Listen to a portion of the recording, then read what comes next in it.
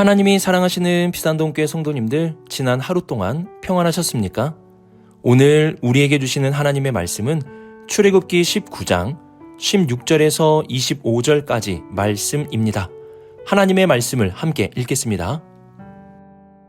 셋째 날 아침에 우레와 번개와 빽빽한 구름이 산 위에 있고 나팔 소리가 매우 크게 들리니 진중에 있는 모든 백성이 다 떨더라. 모세가 하나님을 맞으려고 백성을 거느리고 진에서 나오매 그들이 산기슭에 서 있는데 시내산의 연기가 자욱하니 여호와께서 불 가운데에서 거기 강림하심이라. 그 연기가 옹기 가마 연기같이 떠오르고 온 산이 크게 진동하며 나팔 소리가 점점 커질 때에 모세가 말한즉 하나님이 음성으로 대답하시더라. 여호와께서 시내산 곧 그 산 꼭대기에 강림하시고 모세를 그리로 부르시니 모세가 올라가매 여호와께서 모세에게 이르시되 내려가서 백성을 경고하라. 백성이 밀고 들어와 나 여호와께로 와서 보려고 하다가 많이 죽을까 하노라. 또 여호와께 가까이 하는 제사장들에게 그 몸을 성결히 하게 하라. 나 여호와가 그들을 칠까 하노라. 모세가 여호와께 아뢰되 주께서 우리에게 명령하시어 이르시기를 산 주위에 경계를 세워 산을 거룩하게 하라 하셨사온즉 백성이 시내산에 오르지 못하리이다. 여호와께서 그에게 이르시되 가라. 너는 내려가서 아론과 함께 올라오고 제사장들과 백성에게는 경계를 넘어 나 여호와에게로 올라오지 못하게 하라. 내가 그들을 칠까 하노라. 모세가 백성에게 내려가서 그들에게 알리니라. 아멘. 기도하겠습니다. 사랑이 많으신 하나님 아버지, 오늘도 우리를 말씀의 자리로 불러주심에 감사드립니다. 말씀의 자리 앞에 거룩하신 하나님께 더욱 가까이 나아가게 하시고 주님의 말씀에 아멘 하며 살아가는 복된 우리가 되게 하여 주옵소서. 오늘도 아멘 하며 살겠습니다. 이 모든 말씀 우리 주 예수 그리스도의 이름으로 기도드립니다. 아멘.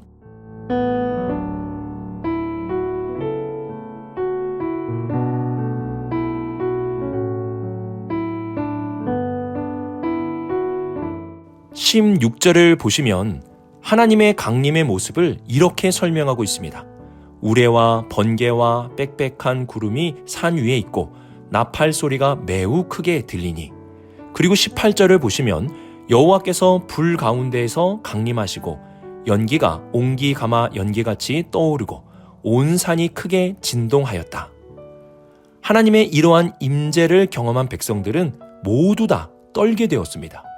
그들 안에는 두려운 마음이 들게 된 것입니다.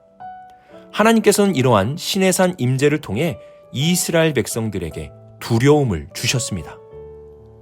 무엇을 먹을까, 입을까, 마실까, 그리고 내일 일에 대한 염려와 두려움은 우리의 삶에 유익함을 주지 않습니다.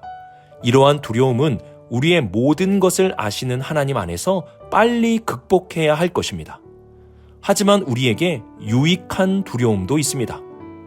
오늘 말씀에서 하나님께서 주시는 두려움은 유익한 두려움입니다. 그 두려움은 거룩하신 하나님 앞에 서게 될 때 느끼게 되는 두려움인데요. 이 두려움은 우리의 죄로 인하여 생기게 되는 것입니다. 복이 있는 사람은 죄가 없다고 말하는 사람이 아니라 죄를 직시하며 그 죄의 결과를 두려워할 수 있는 사람입니다. 우리는 죄를 질 때 두려움을 느껴야 합니다. 죄는 우리를 사망에 이르게 합니다. 하지만 죄는 다른 사람과 비교하며 내 죄는 작은 죄라고 말하게 하고 과거에 지은 죄를 합리화하며 잊어버리게 만듭니다. 그래서 결국 죄가 도달하려는 목표는 나는 죄가 없다는 생각을 가지게 하는 것입니다. 이 땅에서 가장 무서운 질병은 암이 아니라 사실 죄입니다. 그 죄라는 병에 걸리면 죽음에 이르게 됩니다.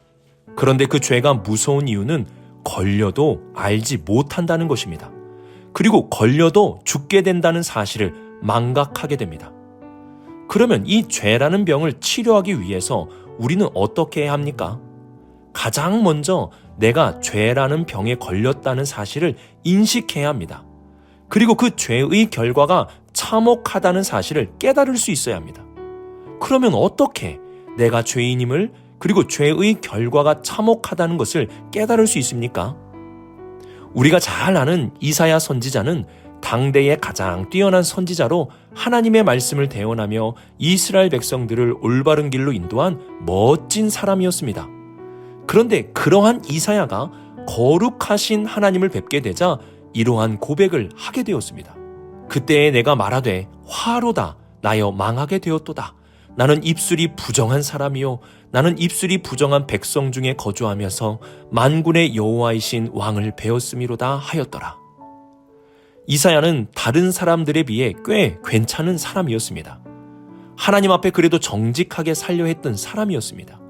하지만 이러한 그도 거룩하신 하나님 앞에 서게 되자 자신의 죄를 깨닫게 되고 그 죄의 결과를 보게 되었습니다. 우리가 거룩하신 하나님 앞에 서게 되면 그 죄의 무게가 얼마나 큰지 깨닫게 되고 그 죄의 결과가 얼마나 참혹한지 알게 됩니다. 복이 있는 사람은 거룩하신 하나님 앞에서 나의 죄를 깨닫고 그 죄의 결과를 바라보며 두려움을 가지는 사람입니다. 이 사실을 깨닫는 두려움, 바로 여기서부터 죄의 문제를 해결하고 거룩하신 하나님 앞에 나아갈 수 있는 길이 시작될 수 있는 것입니다.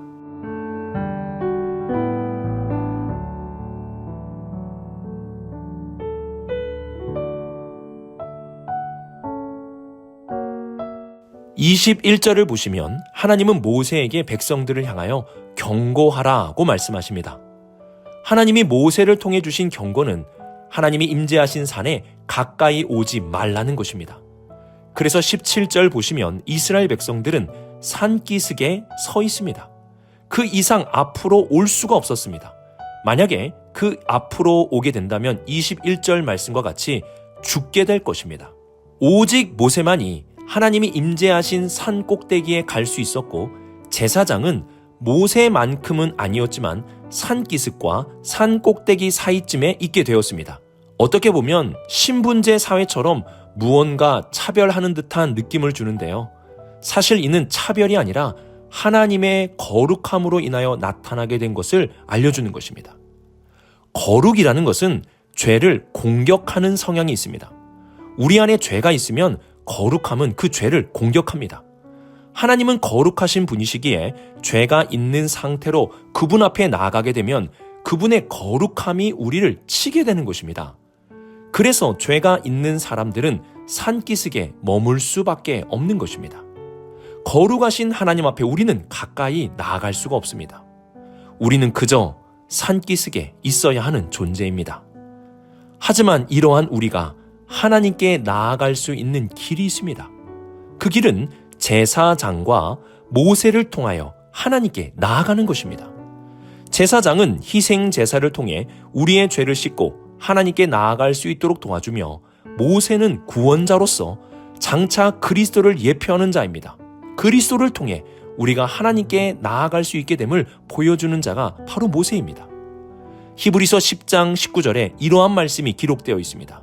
그러므로 형제들아 우리가 예수의 피를 힘입어 성소에 들어갈 담력을 얻었나니.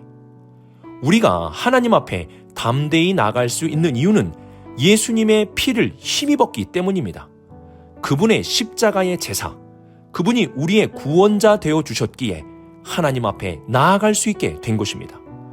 죄가 있는 우리는 하나님 앞에 갈 수 없는 산기슭에 머물러 있어야 하는 존재입니다.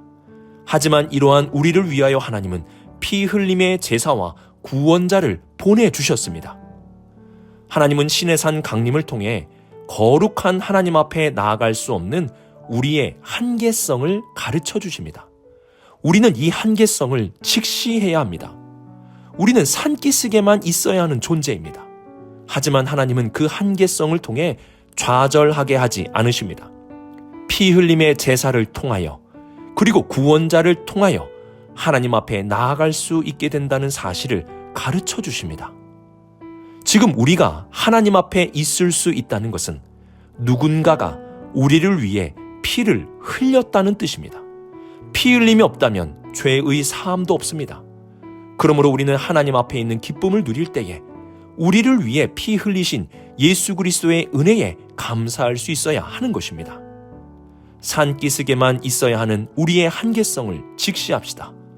그 한계성을 더 크게 깨닫고 인식하는 사람은 그리스도의 십자가의 피 흘림의 은혜가 얼마나 큰지 깨닫게 될 것입니다. 이렇게 거룩하신 하나님 앞에 설 수 없는 우리의 한계성을 통하여 그리스도의 크신 은혜를 깨달으며 살아갈 수 있는 우리 모든 성도님들이 되시길 주님의 이름으로 축복합니다.